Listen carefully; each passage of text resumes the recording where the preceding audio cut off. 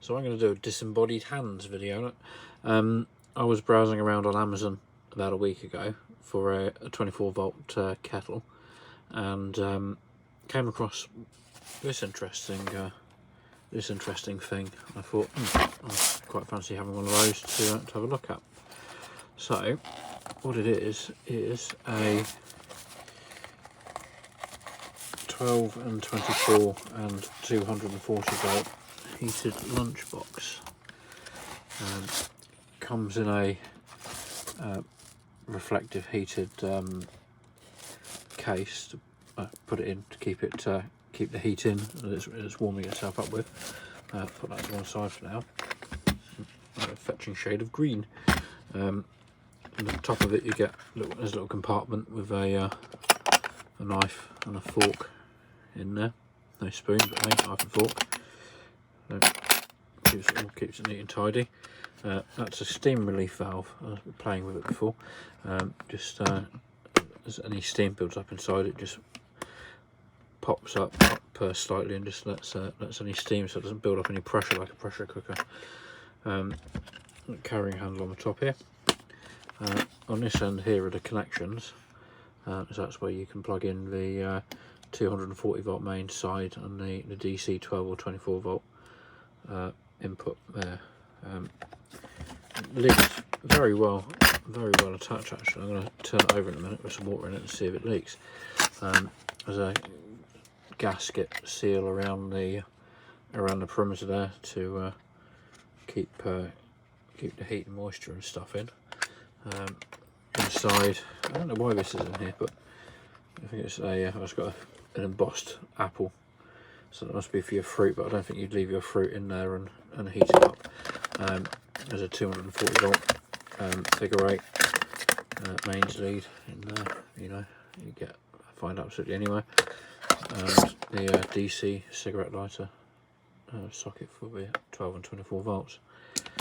The dish here is removable. It feels like it's stainless steel. That's removable, so you can take it out and clean it. And there's the hot plate on the bottom, which actually I plugged it in yesterday and gave it a try. It gets really hot, so if you prod it with your finger, it will burn it. So don't do that. I found out the hard way. So yeah, so that's all it is. It looks like a fair amount of food in there actually, so it did kind of beg the question, can you cook a casserole in a lunchbox?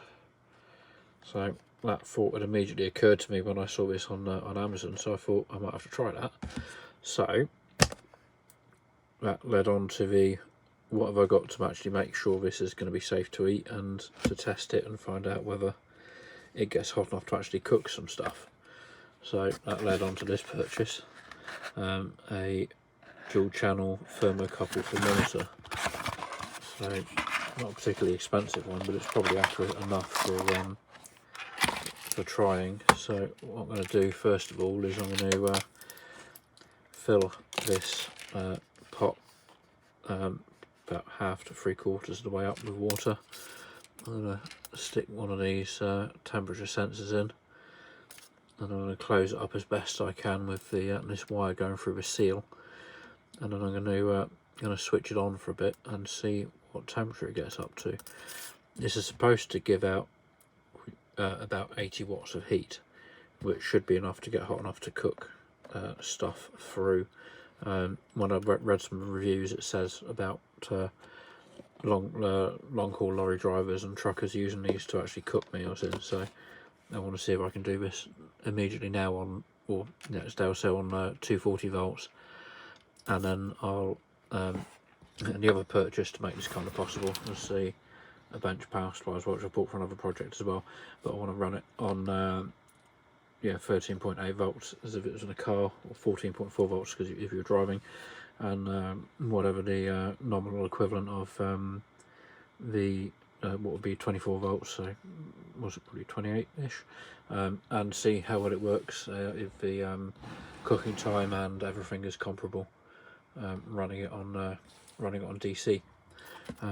So that's going to be the project. So what I'm going to do Oh, I've actually also got a power meter up here to show me how much power is being used while it's cooking.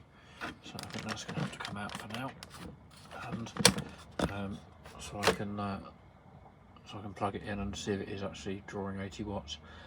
When I plugged it in yesterday, it was drawing about 100. At start 115 watts, and then it slowly over a couple of minutes dropped down to about 80. So we're going to see how well that works, and I'm going to figure out how to use this thermocouple as well. So we'll see how this works as well.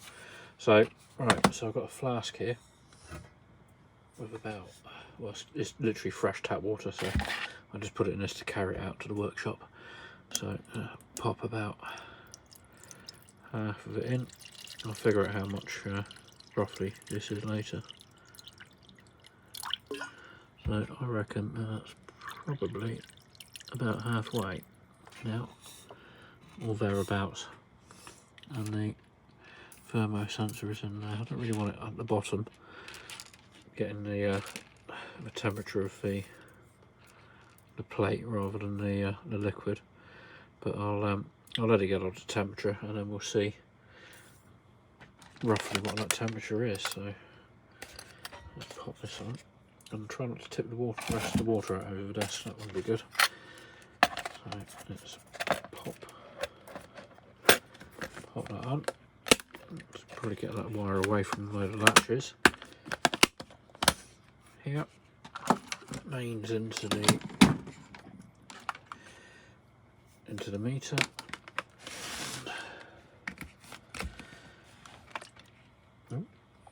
Well, I tipped it up and no water's come out the other side, so that's a good thing. So that's now on. Yeah, nothing came out, even where it would have stopped up against the where that cable's coming through, so that's good. So what have we got coming through on the meter? So we've got about 130 watts, and that's going to go down nicely. Let's plug the thermo couple into the machine. Try and look around the camera to try and get this. Is that the right way around? Nope. Given a 50-50. Okay, so that's at 17.7 degrees so far, and we'll see how that goes over about the next 10 minutes or so, and then I'll check back in, and I'll give it about half an hour and see what the temperature's got to. I think the other thing I'm going to do is put it into the bag, since if I can, if it's going to get in there with the power cable coming out the side. That's going to be an interesting thing to check.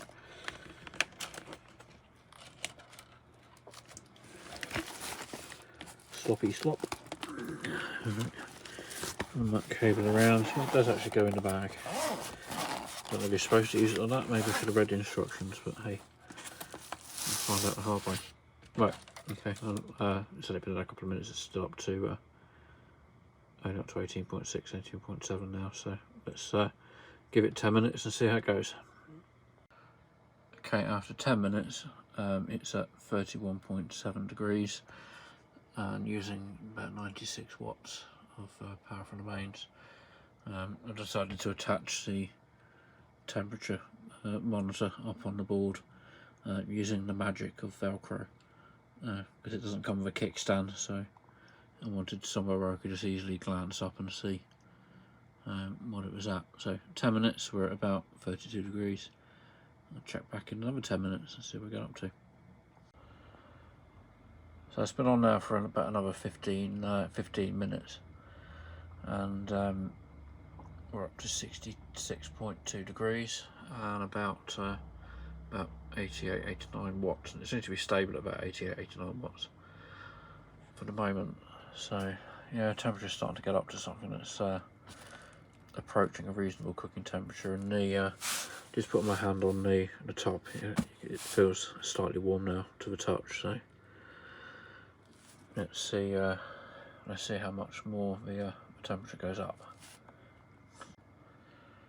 So just at about the 1 hour mark, and the temperature has gone above the magic 75 degrees, so we're at 77.7, and it's still rising actually, so I'm hoping it's not going to reach boiling point and start boiling in the box, because that would that might be a problem. And the power consumption is a meter at 86, 87 still, so that's stabilised. So yeah, so it does get hot enough to cook chicken at least safely. Going to keep an eye on that temperature though, because I'll give it another hour and see what it gets to. Keep an eye on it a little bit closer, about every 10 or so minutes. So the packaging, the case is a bit warmer to the touch now. So if it does get up any hotter, condensation might become an issue. But I'll keep an eye on that and see. What I might do is I might plug in the other temperature probe to the temperature sensor, just to show the ambient room temperature. So I'll do that, and then next time around we'll see what that is as well compared. So yeah, we're at nearly 100 degrees in the water, so I can hear the water inside boiling now, and that's 82, 83 watts still, around that way, and the top is fairly warm to the touch now, so we've just hit 100. I wonder if it's got some kind of thermal cutoff that's going to help to regulate the temperature. I might need to have a look in the manual and see. So I've left it for about another 30 minutes now, and the temperature is still sitting at pretty much smack on 100 degrees, and I can just hear it at a slow boil in the case. So, and the water is still sitting around 87ish degrees. It is fairly warm to the touch now. I can actually hear the little pop-off valve going, releasing some of the pressure here and there as well. And I'll remove the lid. It is fairly warm to the touch. Dare I push that all the way in? Yep. No real steam coming out of it. So there is hot air coming out of it, that's for sure. And the unit is fairly hot to the touch. I wouldn't want to leave my hand on it more than a couple of seconds, because that is quite hot. Just releasing the top lid off of this bag. It doesn't actually feel wet, and the temperature is still fairly stable after taking undoing the zip and letting the top off. So yeah, I reckon it probably about 2 hours to cook a casserole through chicken and vegetables and things. That's what I'm going to do tomorrow anyway. So yeah, let's see it. We'll come back to this tomorrow. I'm going to turn it off and let it cool down, take the water out, and then come back to this tomorrow.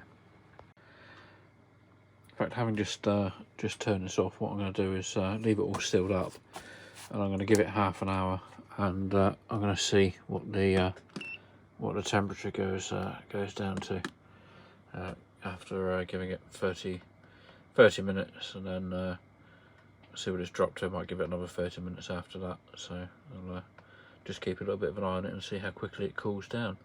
I've plugged the other temperature probe in, so the bottom side of this is now showing us the ambient temperature in the room, and that's showing us the temperature inside the heated box. So yeah, 24.5 degrees in here. A little bit on the warm side, but hey. Right, give it 30 minutes and see where we get to. Okay, so it's been switched off now for about 30 minutes, and it's dropped about 12 degrees from about 100 down to about 88. So that's not too bad. After 30 minutes, it's still going to be too hot to eat straight away. and yeah, the box on the top is still hot to the touch. So let's I'm going to give it another 30 minutes and see, and then see how hot it is. Okay, 1 hour now post turning off the heated lunchbox, and we're at 78.8 degrees. 78, or is it 70? Yeah, 78.8, and ambient temperature 24. So again, it's still too hot to eat straight away. Top of the box is still fairly warm as well. So it's yeah, I'm impressed at how well it's actually retaining the heat. That's been off for a good hour now. Give it another 30 minutes and see how much further it drops down. 1.5 hours now since it was switched off, and we're down to 71 degrees. So that's not bad at all. And, yeah, the outside of the box is reasonably hot to the touch. Just going to open it up. Let's see how much.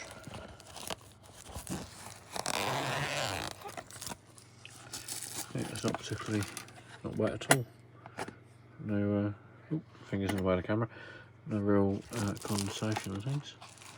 I'm tempted to leave it done up and go for another half an hour, so it's 2 hours, and see what it gets to. In fact, that's made it drop quite quickly actually. It's dropped half a degree just on doing that. So let's do this up and give it a final half an hour, which will be 2 hours I think from the time it was turned off. Give it another 30 and see. So I think it's been 2 hours now since I've turned this off, and the temperature of the water inside the lunchbox is 64.2 degrees. So that's still going to be too hot to eat straight away. So yeah, I'm impressed at how long that's retained the heat for. So looking forward to giving it a try tomorrow with some food in it. So I'm now going to find out whether I can cook a casserole in this heated lunchbox. So I've seared off some chicken in the air fryer. It's had about 10 minutes. I've flipped it over halfway through, so it is cooked all the way around. It's just not cooked all the way through. I've put just over a pint of water in the box with some chicken stock in it. The vegetables are potatoes, leeks, carrots, there's some swede. I think that's about it. Potatoes, leeks, carrots, swede, yeah. And a delicious temperature probe, because I want to find out what the temperature it gets up to is. So the mains lead is still connected.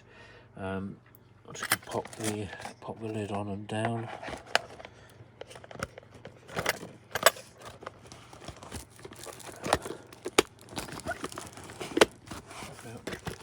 Trapping any of the cables.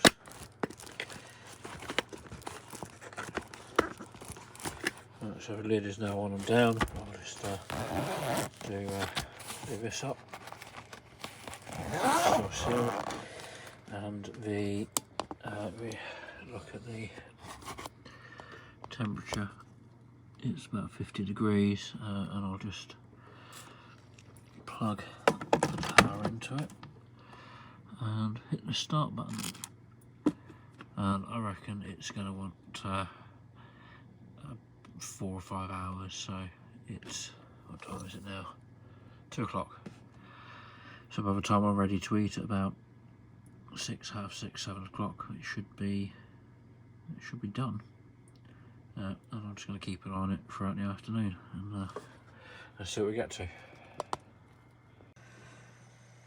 Okay, so dinner is steaming well away here. It's been on the go for 5 hours. The temperature is at 100 degrees, so let's switch this off. And I did plug it into the kilowatt hour meter when I set it all off this morning. Let's use 0.6 of a kilowatt to cook that meal. Well, let's see what's cooked. It has to be if it's sitting at 100 degrees, eh? Right. The steam coming out all over the place, and this is quite hot. That is very hot. Yes, those are incredibly hot. So we'll let those cool down for a second. It's at 100 degrees. Who knew it'd be hot? Yeah. Right. So let's take this out. Maybe it's not supposed to be left turned on whilst in there. Maybe I should consult the manual. Right, the power lead can be disconnected.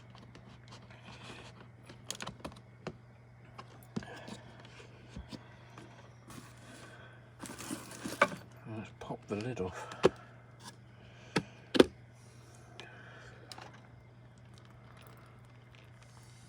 That doesn't look too bad. Considering I cooked that, it looks pretty damn good. Now, the chicken was seared before I... Oh, look at that, that just falls apart. Oh, that's really good. Let me try a piece. There's quite a lot in here though, this might be enough for 2 people. That was really good. All of the vegetables are cooked through as well. Yep. It's going to have to cool down because it is really, really hot. But this is my dinner. I'll report back when I'm done. So the proof is really in eating. That was really good. I think what I'm going to do next is hook this up to the DC power supply and see how well it works on 12 or 24 volts. I think it's fairly safe to bet that the it's going to get hot when it's plugged into the mains, but I'd like to see how well it does on 12 volts as if it is plugged into a car, or 24 volts as as if it was plugged into a truck, and see how well it does then. What I'd quite like to do is hook up to a couple of solar panels in the garden and see if I can cook a meal in it using just power from the sun. So I'll have to grab a couple of solar panels and hook them up together. But next up, test it on 12 volts, 24 volts.